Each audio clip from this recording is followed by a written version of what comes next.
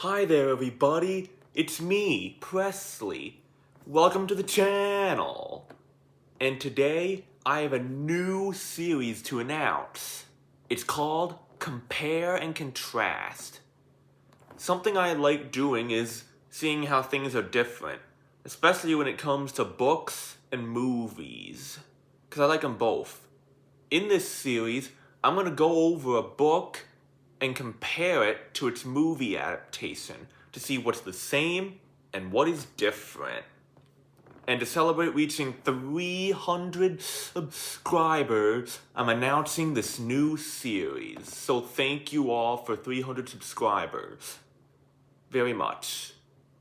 So, I figured the first thing I'm going to compare on this channel is a movie and a book that's very popular and that everybody knows. And that is The Wizard of Oz. That's right. I love this movie. So, I'm going to compare the movie to the book, the original book by L. Frank Baum, to see what's the same and what's different. So, let's get started. I figured this was a good one to start the series with. One, because it's iconic and everybody knows it. And two, because I know a lot about it. I know the movie and the book inside and out. So, let us start comparing and contrasting. So the first difference involves the very beginning of the movie, and it's a major one. Everybody knows in the movie that they're the farmhands, Hickory, Hunk, and Zeke, played by Ray Bolger, Jack Haley, and Bert Lahr. And then there's also Miss Galt, played by Margaret Hamilton. And lastly, there's Professor Marvel, played by Frank Morgan, the traveling fortune teller. So basically, Dorothy is a little girl who lives in Kansas who gets tormented by Miss Galt when her dog, Toto, goes into her garden. And she talks to Aunt Em and Uncle Henry and the farmhands to no avail to help her. Then Miss Galt arrives and takes Toto, but he escapes, and fearing that Miss Galt will come back for Toto, she runs away looking for a life of her own and runs into Professor Marvel. Now, the difference doesn't actually come in until the iconic scene with the tornado. You see, in L. Frank Baum's original book, the tornado doesn't actually come in until the third page of the book. There's no farmhands, there's no Miss Galt. Dorothy was just a little girl who lived in Kansas, whose house was actually carried by a tornado to the land of Oz. The next difference comes right here. In the movie, we see that Dorothy gets smacked by that window and gets knocked out and falls into a delirium. But that doesn't happen in the book. In the book, there's a trap door in the house that the family go into in case a tornado comes. And, in the book, Toto got near the open trap door and fell in. So Dorothy plucked him by the ear and dragged him into the room again. But as you can see here, Toto is right next to Dorothy, and that never happens. And we don't really see all this action inside the tornado in the book either. Because in spite of the swaying of the house and the whirling of the wind, Dorothy closes her eyes and falls fast asleep. But as you can see, she's up in the movie. Then in the book, just like the movie, after the tornado passes, Dorothy's house lands on the Wicked Witch of the East and crushes her. And the Munchkins where she lands in Munchkin Land thank her. But the difference is that Glenda, the Witch of the North, is there to thank her. But in the book, it's a different witch that's the Wicked Witch of the North. And Glenda is actually the Good Witch of the South in the book. Now this is one of the biggest differences. As we all know, in the movie, Dorothy wears the iconic ruby slippers. But in the book, Dorothy wears instead silver shoes.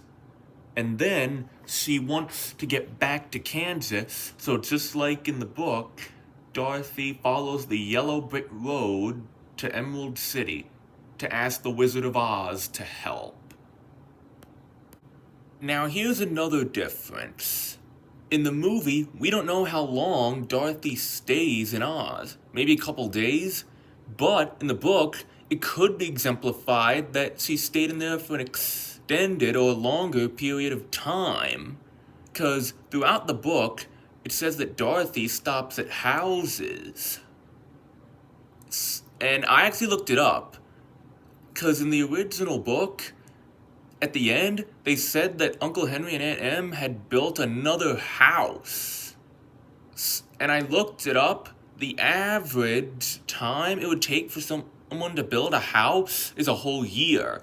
So that could be how long Dorothy stayed in Oz for the original book. At least. Because she would have had to have been there a long time for them to build another house. But anyway, as Dorothy continues on her journey, she meets her first Oz friend, the Scarecrow. Because of his wish for brains, Scarecrow joins Dorothy's quest to Emerald City. Also, another difference is because we don't see many of the places they go past in the original book. Like at one point, they enter a farmland, and we don't see that here. It just fades to the apple tree forest. So I guess we can only assume that they go to that area or pass it at some point. And another difference is these apple trees. As we see, they talk, but they never encounter any talking apple trees in the book. Then after a fight with the apple trees, they find, standing with an uplifted axe in his hand, a man made entirely of tin.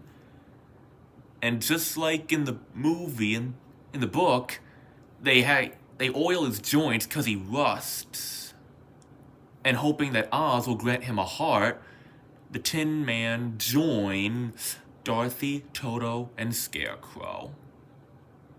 Now, something I should mention is the backstory of the Tin Man, or the Tin Woodman as he's called in the book. In the original, one of the original script drafts of the movie, it said that the Wicked Witch cursed a spell on the Tin Man's axe, and it chopped him in all his parts. And each time this happened, he visited his local tinsmith. And he replaced each lost part until the entire man came to be made out of tin. And the reason why he needs a heart is because the tinsmith forgot to put one in him, and he went out of business a long time ago. Ran out of tin. And then the gang go through a dark, scary forest, and we meet our last Oz friend, the Cowardly Lion.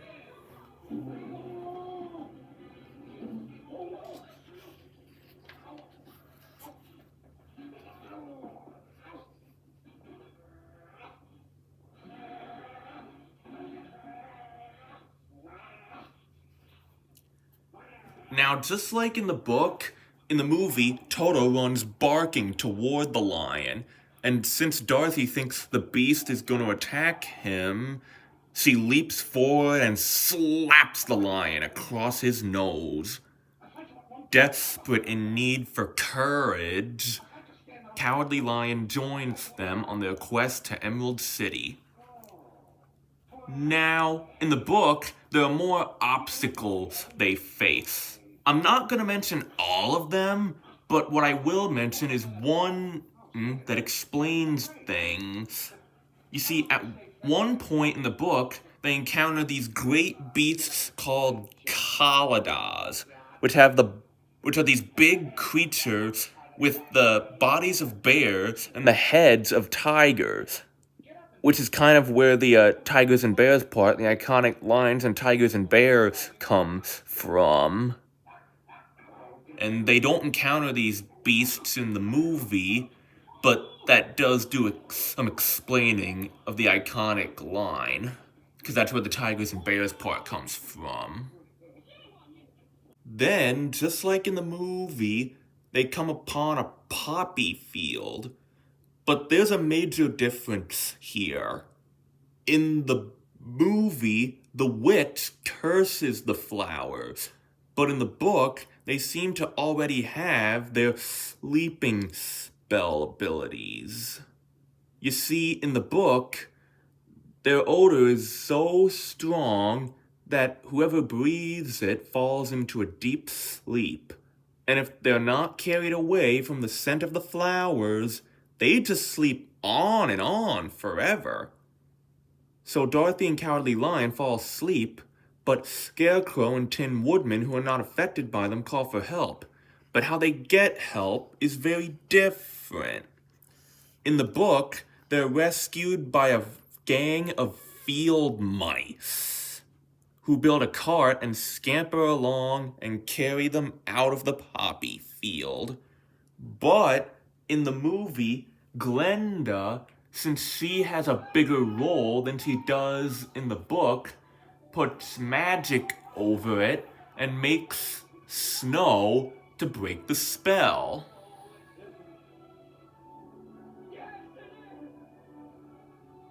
Maybe that'll help. But couldn't help. Does help. Dorothy, you're waking up.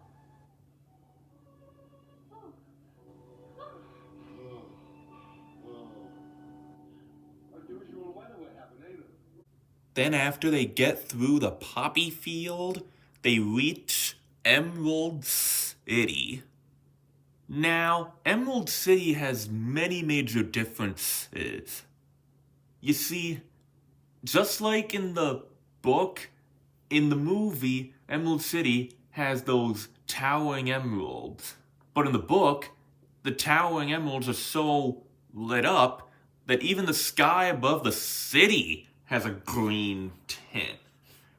Also, in the book, everyone there wore protective glasses because the emeralds were so bright. But in the movie, they don't. But just like in the movie, in the book, they ring the bell and are greeted by the gatekeeper. Another major difference about Emerald City is it seems to be bigger than it is in the book, because the characters have separate rooms for each other, and the guards take care of them.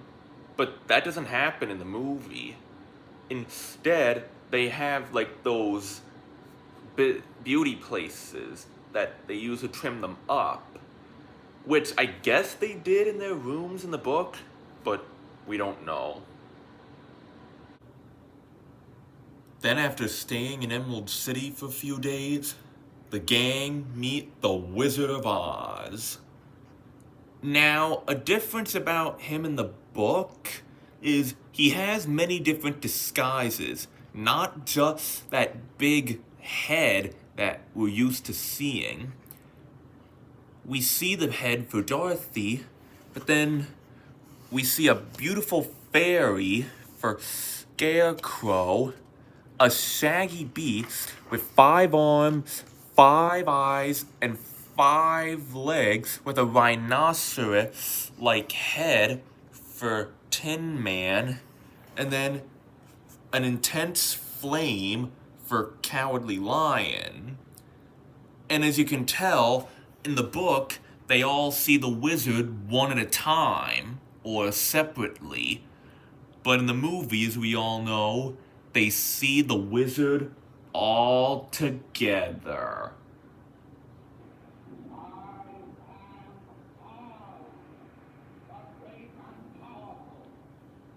Okay, now I think is a good time to talk about the witch. You know, the Wicked Witch of the West. Now, she's very different in the book than she is in the movie. In the book, she only has one eye, which is as powerful as a telescope. But as you can see, she doesn't in the movie. And I guess we're supposed to assume she has that green on her face, since it's hard to tell, and they never tell you in the book. But yeah. Also, before I forget, the wizard, instead of offering help, offers the gang a bargain, just like in the movie. In the movie, it's different than it is in the book. In the book, he wants them to simply kill the witch.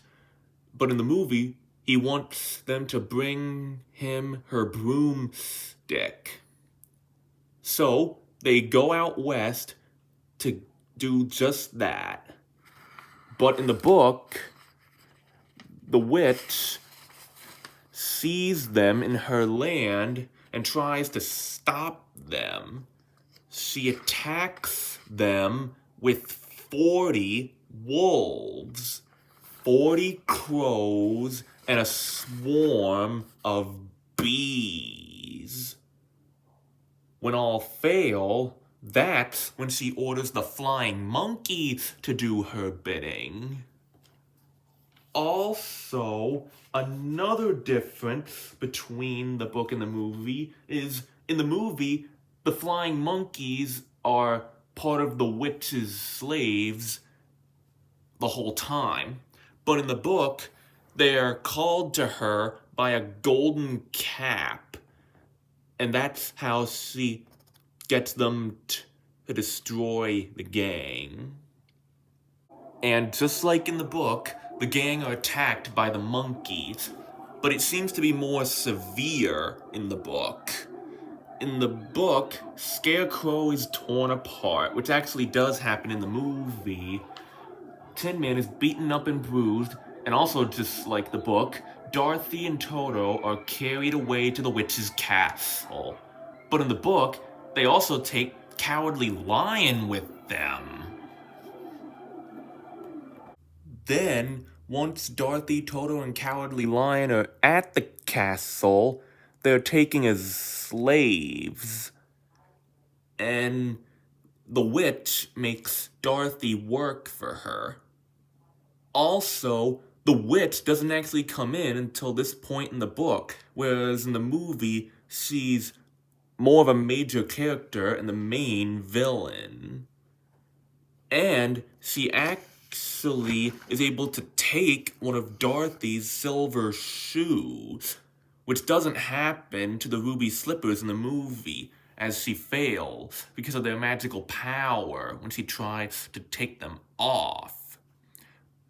But in the book, when the witch steals Dorothy's silver shoe, she fights back with the only weapon she has, a bucket of water. And it melts the witch, since Dorothy didn't know water and witches don't go well together. But in the movie, the climax is very different.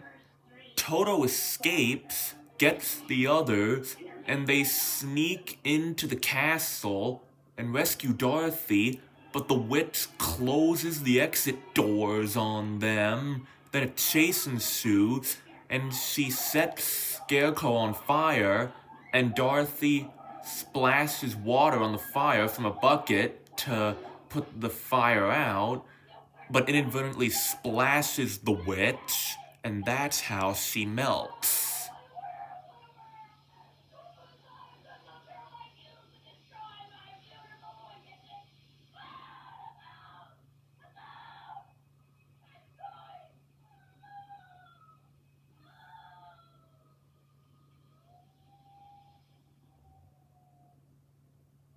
But either way, the bargain is still met, and the Winky guards are freed, at least in the book. We can only assume that happens in the movie. But in the book, the Winky guards have more of a role. You see, they help the injuries sustained by Dorothy and her friends. And Dorothy actually gets the golden cap and uses it to have the flying monkey escort her and her friends back to Oz, which doesn't happen in the movie. Instead, they go back themselves. Okay, now I'm going to reveal a little bit of a fact here that you might not know about. You see, we never see Dorothy and company get back to Emerald City, but they still end up back there. And there actually was a planned scene where we were going to see that. It's called The Triumphal Return to Emerald City. And it was a musical number that brought them back to Emerald City with the witch's broomstick. The song began with one of the Winky guards chanting, "Ding dong, the witch is dead." This quickly dissolved into a huge choral procession through the Emerald City. Now, it was a deleted scene from the movie, and only production stills and Technicolor test frames exist of it. But the complete track of the number is still available on soundtracks. But in one of the trailers, there is actually one single scene from that scene shown, and that's all that we know exists of it. So the scene is lost.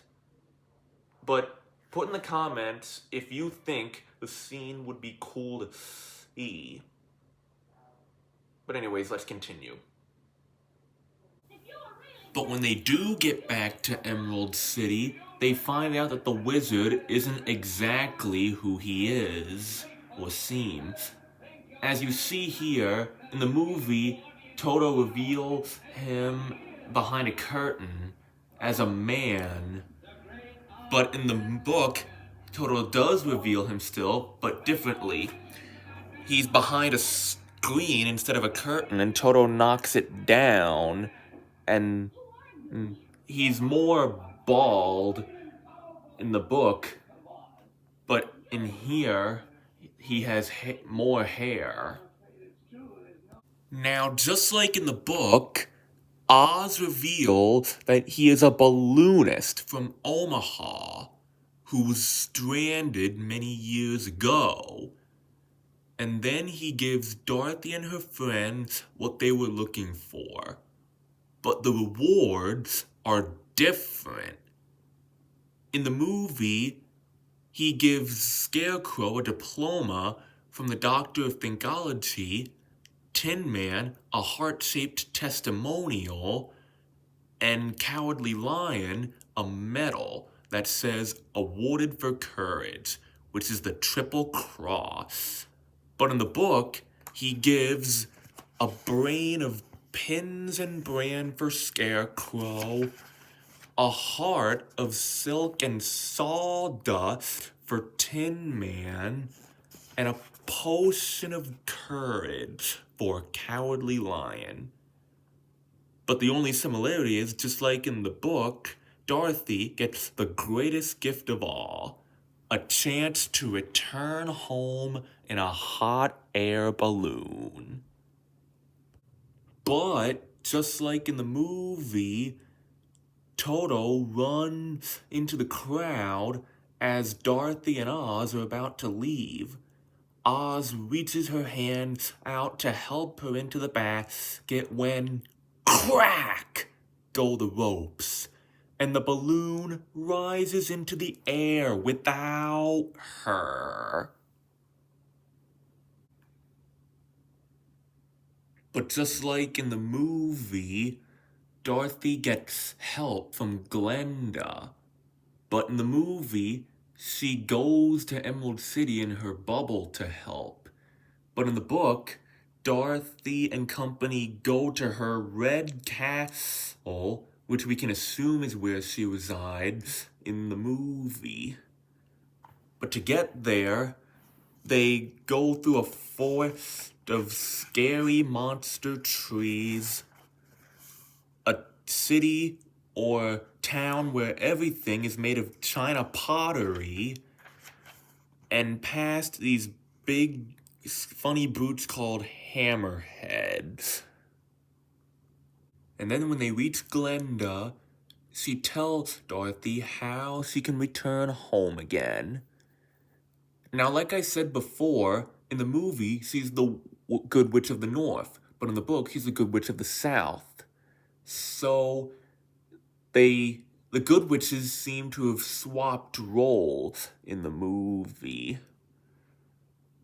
But just like in the book, having said one last goodbye, Dorothy claps her heel 3 times and says there's no place like home. Then in the end, Dorothy manages to get back to Kansas.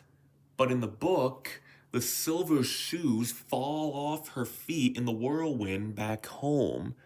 And we don't know what the fate of the ruby slippers is. Either she has them on still, or the same fate happened. We'll never know.